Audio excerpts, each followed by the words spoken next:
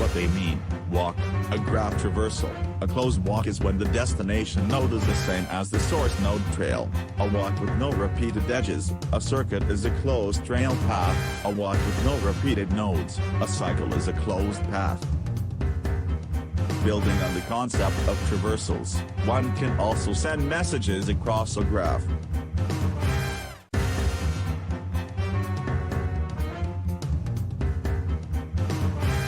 All of Sam's neighbors are sending him a message, where T stands for the time step.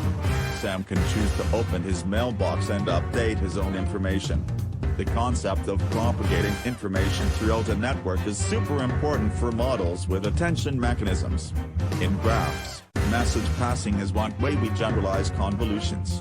More on that later. Having learned all this, you now have a basic understanding of graph theory. Any other concepts important to GNNs will be explained as they come, but in the meantime, there is still one last topic concerning graphs that we need to cover.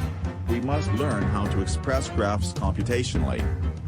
There are a couple ways one can turn a graph into a format that a computer can digest. All of them are different types of matrices.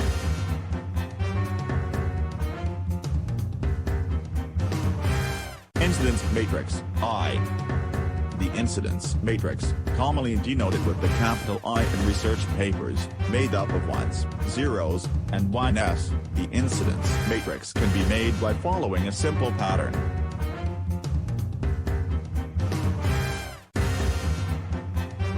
Weighted adjacency matrix, A.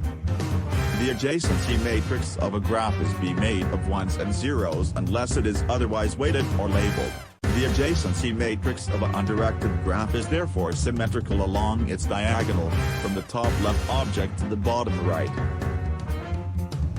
Adjacency matrices of directed graphs only cover one side of the diagonal line, since directed graphs have edges that go in only one direction. An adjacency matrix can be weighted, which basically means each edge has an associated value attached to it, so instead of ones, the value is put in the respective matrix coordinate.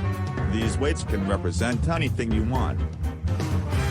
In the case of molecules, for example, they may represent the type of bond between two nodes, atoms. In a social network like LinkedIn, they can represent first, second, or third order connections between two nodes, people.